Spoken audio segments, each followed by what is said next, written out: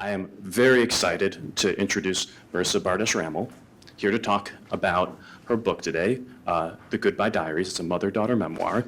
And I'll give you oh, by the way, we have it over there today for $15, so please check it out, Google discount. And just give you a little bit of background on the book itself. It's a mother-daughter memoir where Marisa and her late mother take turns alternating chapters. The book starts after her mother's cancer diagnosis, and essentially, this diagnosis puts them at odds to a certain degree. It's a crucible kind of event where there's funny moments, there's sad moments, there's awkward moments, and just all of life kind of happens during this time.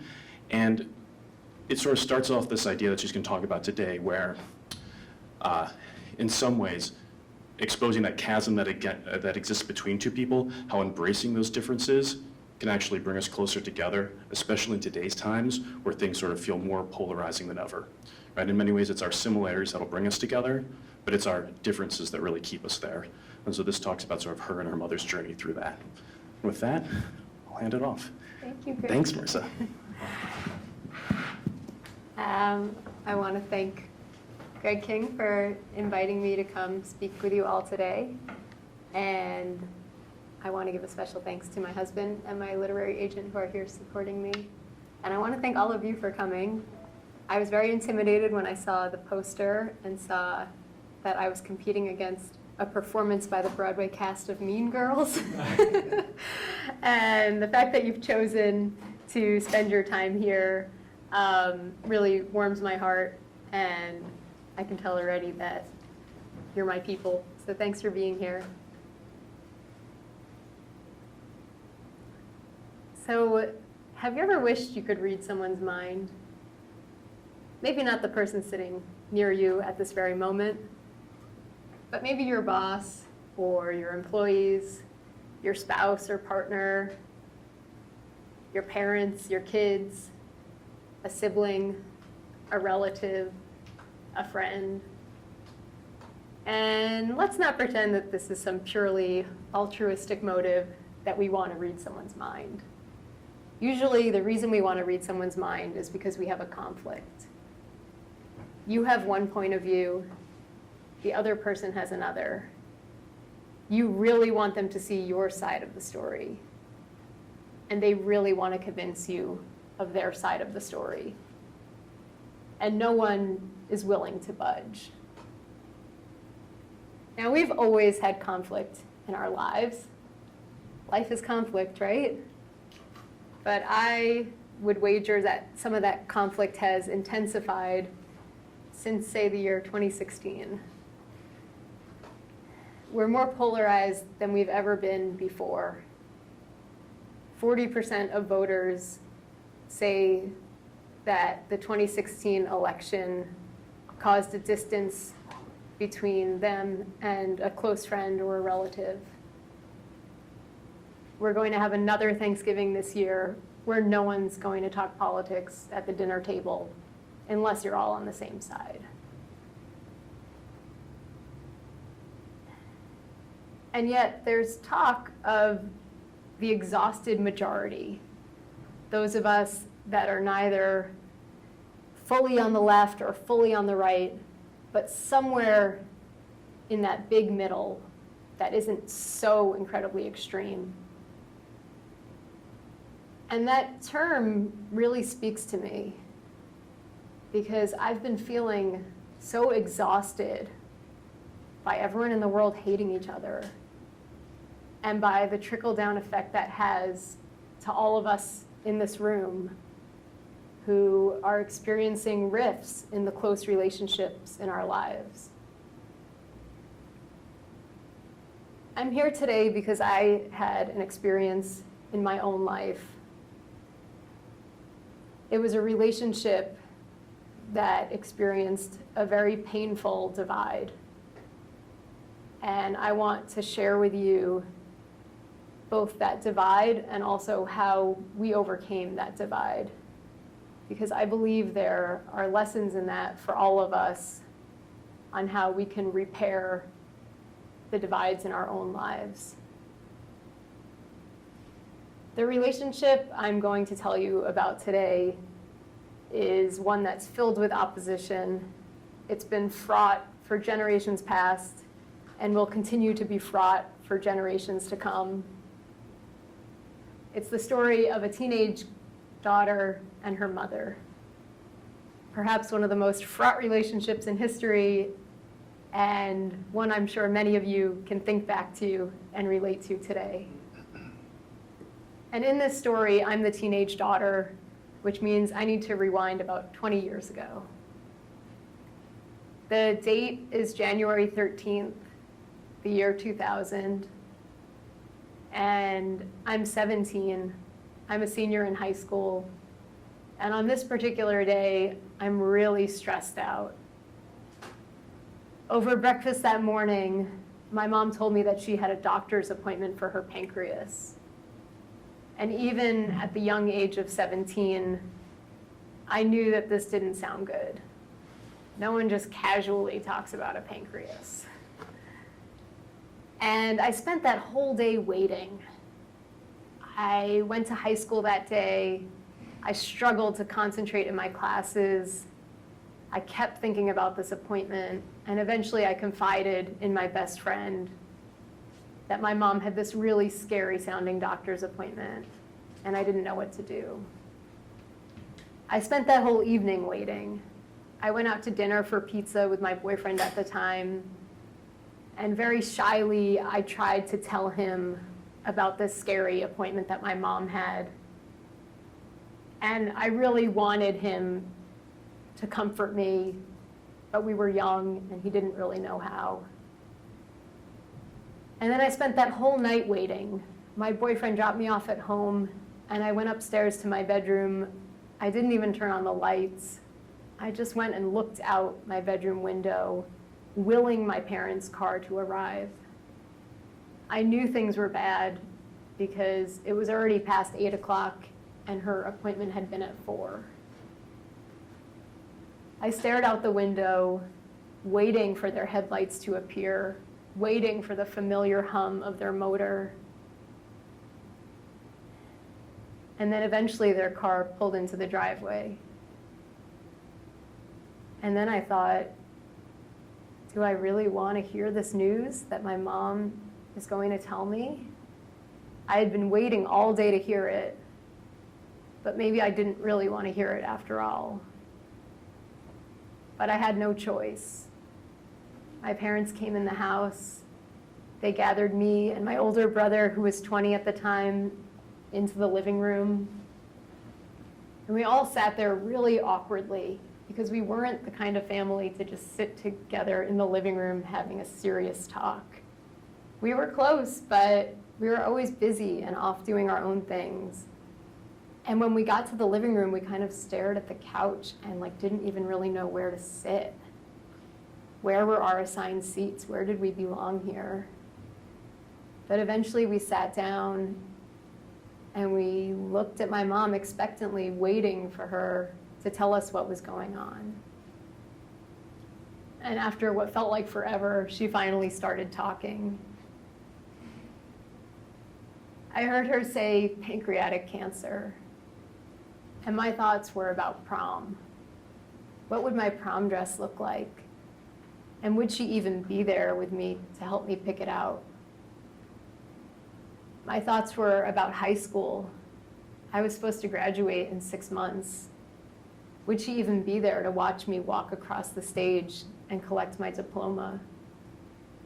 And my thoughts were about college. I was supposed to go away to college in the fall. And would I still be able to go forward with that plan? Or had this news already ruined everything for me? I heard her say 2 months to live. And my thoughts were about my future. I used to think of my future as this red carpet rolled out before me, filled with adventure and fun, and discovering who I was going to become. And it felt like that pathway was now crumbling before me. She called me Missy, and I heard her say, "Oh, Missy, I've put a hole in your heart." And she was rubbing my back. And my thoughts were about running away from her, running away as far as possible. We had always shared an unusual closeness. The montage of us up until this point mostly takes place at the Gap. It mostly involves us trying on matching outfits in the dressing room, giggling, the saleswoman joking that we look like sisters, swatting each other on the way to the checkout line, teasing each other. We shared this unusual closeness throughout my childhood and even into my adolescence. But after this night that she came home and told us this news, I stopped speaking to her. I stopped going upstairs to her room. I stopped asking how she was doing.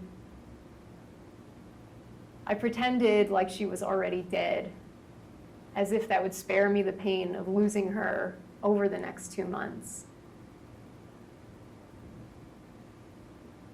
Well, as you can imagine, this glorious teenage reaction did not go over well with my mother. And she really tried to let me come back to her in my own time when I was ready, because maybe she was a saint. But eventually, after weeks of this behavior, she and my father had enough, and it escalated into a blowout fight that's still the worst fight I've ever been in my life. And at the end of that fight, my mom just looked at me. And she looked so tired, and she asked me, "You know, Missy, I just need to know, are you going to be there for me or not?" And I paused before answering her, because for once I wanted to be honest. For once I really wanted to share what this experience felt like for me and what I was really feeling. And I took a breath, and I said, "I don't know if I can be." And I saw her face fall. And I kind of fell inside too. I thought being honest would feel good, but it felt terrible because I knew it wasn't the right answer.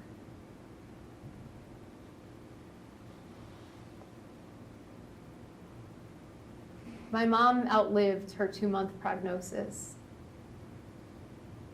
She did buy that prom dress with me. It was gray and very sparkly. And she saw me walk across the stage and get my high school diploma. And she even drove me up to college, 5 hours from our home at Syracuse University. And we were slowly starting to regain this friendship on very cautious ground. And when I was in college, she used to do this thing where she would call me at midnight. And my friends would heckle me because all of our roommates were getting booty calls, and I was getting calls from my mother. But we used to talk for hours. And one of these calls, we didn't know it at the time, would change our lives. She called me and she said, "You know, Missy, everyone keeps telling me I should write a book. I don't think I can write one on my own, but what if you and I wrote one together?" And I immediately said yes. I was in college, a freshman at Syracuse University, studying journalism, and I instantly loved this idea. And so the next time I was home on break, we sat together on my childhood bed and we mapped out the chapters we wanted to write about. We knew we wanted a chapter about the night she was diagnosed. We knew we wanted a chapter about this big blowout fight and how our relationship had changed since her diagnosis. She wanted to write about chemotherapy. I wanted to write about therapy because that's where I was going. She wanted to write about how her marriage had changed. I wanted to write about how my friendships had changed. And we said, what if we alternate chapters to each share what we're going through to each share our side of the story. We knew we were going through the same thing, but in two totally different ways. And we thought, what if there's another mother and daughter out there who might read this and see not only their own story reflected, but the story of the other person, and better understand not just what they were going through, but what the other person was going through. And so we each set off to write our first chapters about the night that she was diagnosed. And the next time I was home from college, we sat together again on my childhood bed. We had printed out our chapters in advance, and now we exchanged them in real time, because this was before a little thing called Google Docs, which would have been very helpful to us. And we were really nervous. We were like giggling nervously. It was like you were about to read the other person's diary, their innermost thoughts. And what would you find out? Did you really want to know what was written on that page? Would it be funny? Would it be hurtful? And very timidly, we exchanged chapters and we started reading. And my mom's chapter totally rocked me. I had spent so much time replaying the night she was diagnosed in my mind. It had been several months since then, and I had thought so much about that day, about waiting all day in high school, waiting over dinner, waiting for their car to appear in the driveway, and waiting for my mom to deliver this news. I had never once considered her side of the story. I had never once put myself in her shoes and imagined what that day was like for her.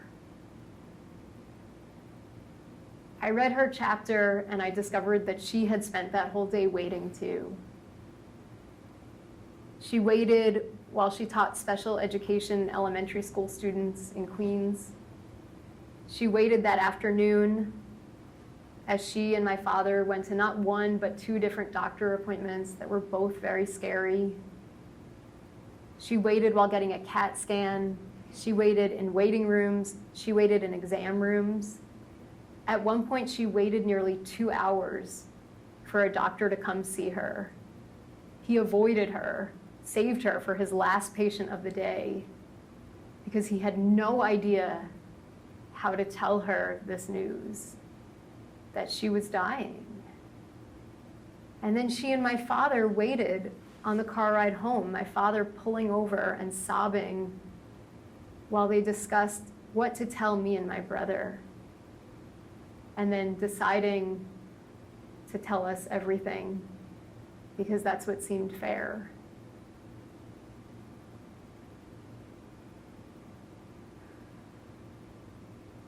I read her chapter and I felt shame, guilt, and I felt really out of sorts. I felt like, do I really even know my mom? Here's this person who was one of the closest people in my life. But did I ever really know her before reading this chapter, before seeing the world through her eyes, before having true empathy for what she was going through? Exchanging that first chapter with one another was the closest I've ever come to being able to read someone's mind and allowing her to read mine.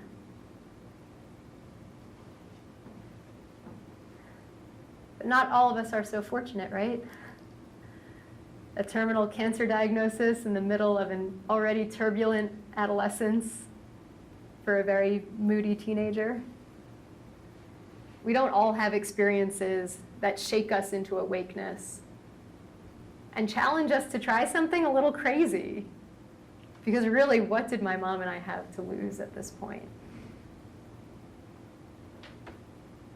And over the months and months of writing this book together, and then over the many years I spent piecing it together without her, I've come to think of what we did together, not just as a book, but as this commitment we made to radical sharing.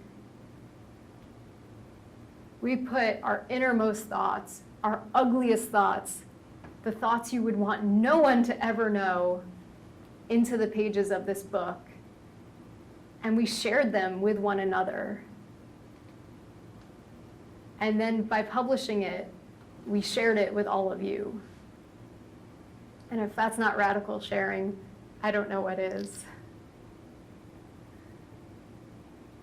And if in the back of your mind right now, you're envisioning a person in your life who you have a rift with, whether big or small, but you're feeling skeptical about this radical sharing thing, let me reassure you that no one was more skeptical of radical sharing than me as a teenage girl. And you know who a teenage girl wants to radically share with the least? Her mother. And yet, she and I wrote this first chapter and shared it. And even though it was painful, uncomfortable, vulnerable, emotional, scary, we also saw it as this opening, this way that we could try to come back together and rebuild not only the friendship that we lost, but build a friendship anew that was built on real sharing, real honesty, and a real connection to one another.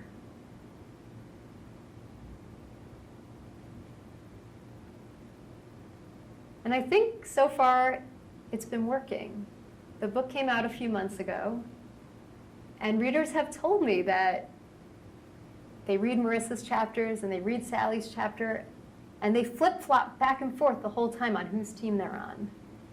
They read Marissa's chapter and they remember so vividly being that angsty teenager, and they want so badly to see this teenage girl overcome her immaturity and reconnect with her mother.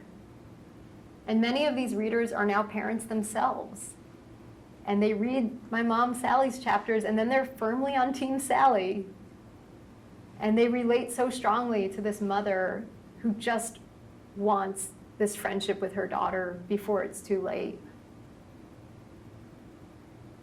On one page, they're on Team Marissa. On one page, they're on Team Sally. How capable we are of feeling for two people. How capable we are of seeing two sides of a story. And yet, we're living today in this very divided world. We're constantly choosing Team Sally or Team Marissa.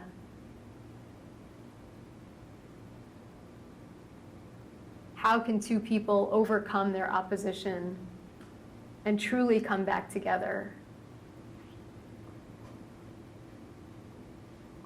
And yet, we're elated when we see two creatures overcome their differences and unite. Just Google unlikely animal friends. We see a giraffe cuddle up to a koala bear, a puppy and a kitten playfully wrestling with one another. We're not just in it for the cuteness.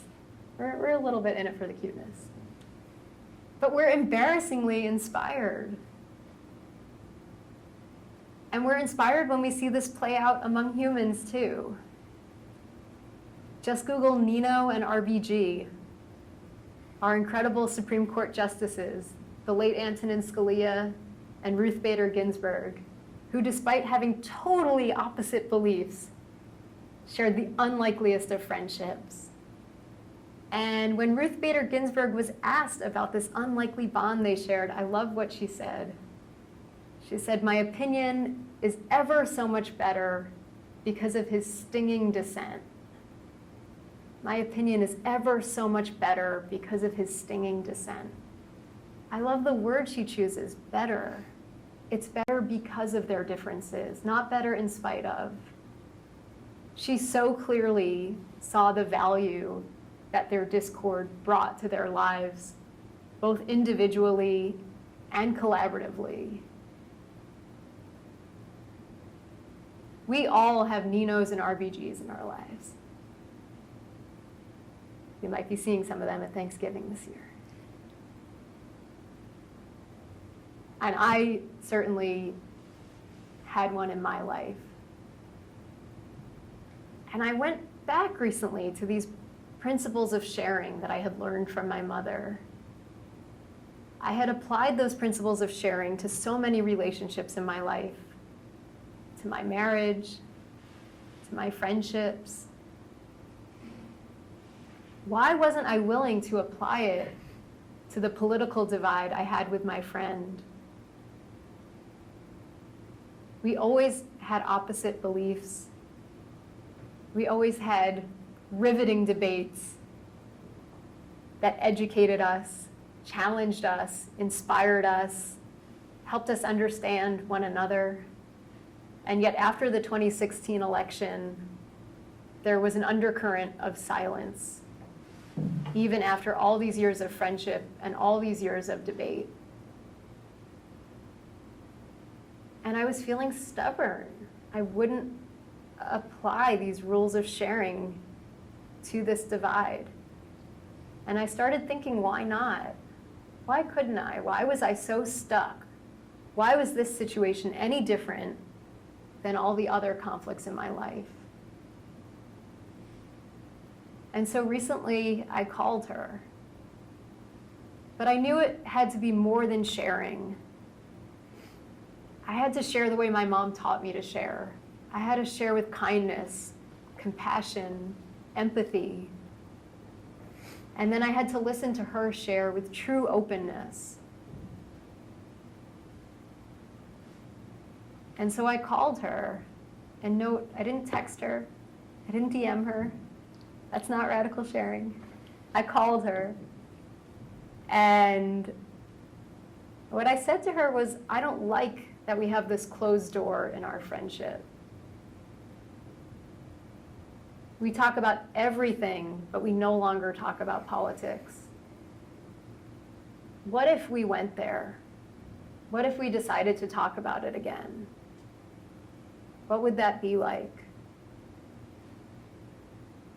And I was really nervous making that call because I didn't know how she would respond. Would she shut me down? Would she be upset that I even brought it up? Maybe I should just live with the silence. But I knew the silence was sort of a false peacefulness. And I felt that for a true friendship, we should be able to talk about anything. I was really relieved and surprised and happy on this phone call because what I found was my openness was met with openness. My kindness was met with kindness, and my empathy was met with empathy. We may not agree on everything, but we accept the duality between us. And we appreciate the way it challenges us. My opinion is ever so much better because of her stinging dissent.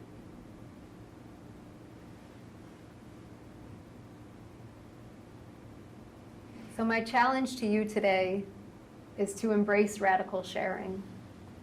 It's going to start with you. You're going to have to go first. You're going to have to make that scary phone call or start that scary conversation in person. And then you're going to have to receive the other person radically sharing with you and be truly open to what they're saying. It may not even be a political divide that you're having in your life. We have countless personal divides as well. I have found that even since preparing for this talk, I've been challenging myself to share more radically with the people in my life. Because still to this day, I find when I'm stingy with sharing, I suffer. And when I'm brave at sharing, I benefit. And the relationships in my life benefit too. The world doesn't change overnight.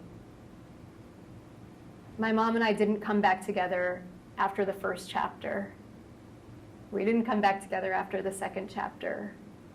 We initially planned our book as 8 chapters. Our book turned out to be 28 chapters. And we wrote our way back together chapter by chapter by chapter for 2.5 years until she died in 2002. For the conflicts in our lives, none of us know how many chapters it will take to heal. None of us even know how long we have here. So if you're trying and struggling and trying and struggling, but you see a glimmer of hope, just do what my mother and I did and write another chapter. Thank you.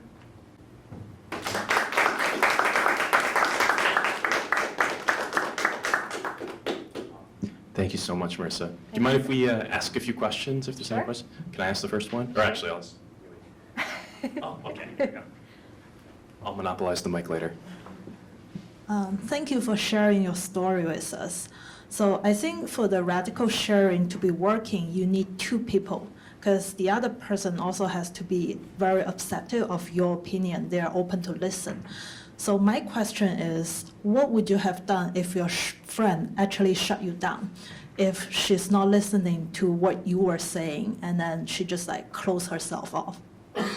That's a good question. And I think when you're thinking of taking on radical sharing, I encourage you to really think about who you want to take it on with. Who do you see where there's a divide, but there's also that glimmer of hope? Who do you think might really connect with this idea? I think if my friend had shot me down, I would have felt really upset and really disappointed. I hope that I still would have been proud of myself for trying and for sharing and for asking her if she would be willing to share too. I can imagine that if I asked her and she did shoot it down, we would sort of go on in the friendship as it had existed prior to that, where we still cared about each other and are in each other's lives, but there's a topic that we don't talk about. And maybe even if she didn't come around right away, maybe a week later she would change her mind. Maybe with the next election she would change her mind. Maybe she would at least know the door was open if she wanted to share in that way. Other questions? I have a couple questions, if that's all right. So, one, I'm curious, because I've had the pleasure of both seeing you as a 20-something and as a mother. Wonderful in both cases, in both versions.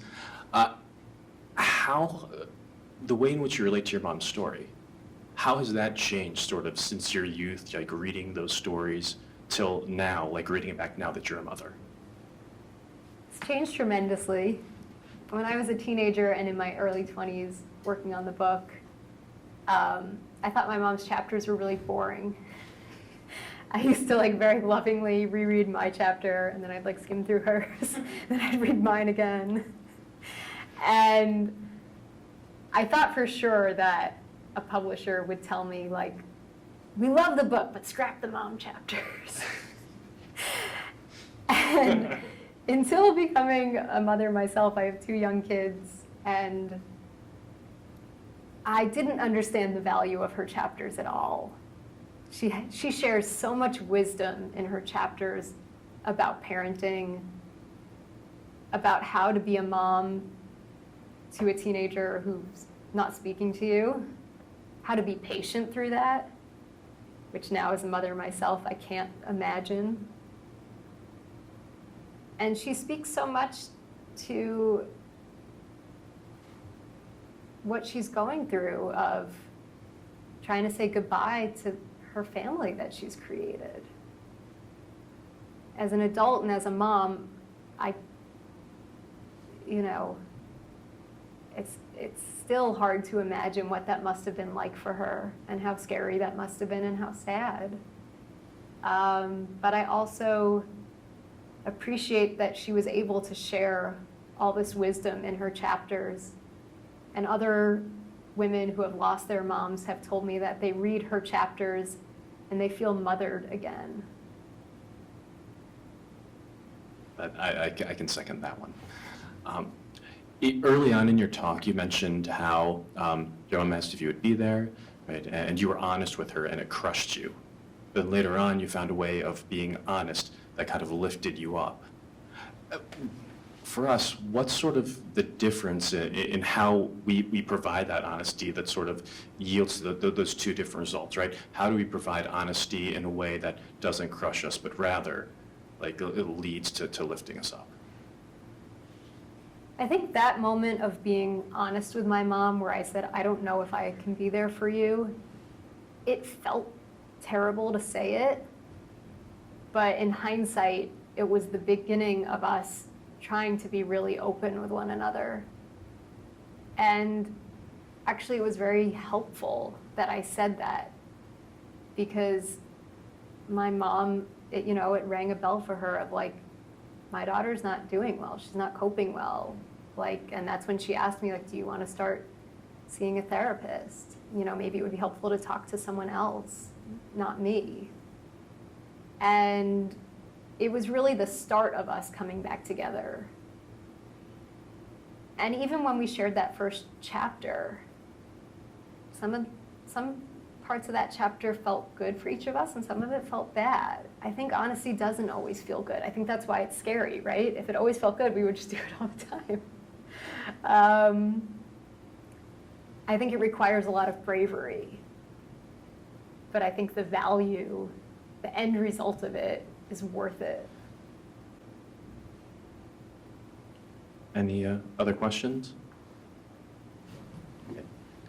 By the way, I just want to let you know again, over on that table is the book. It's the Goodbye Diaries, and honestly, you should read some of these accolades. It's on 17 books every girl should read before she turns 17. You have Joyanne Reed putting out quotes there, so just a number of wonderful, wonderful things written about this book. It's a fantastic book. Please do check it out. Marisa, thank you so much for being here today. Thank you for having me. Thank you all for being here.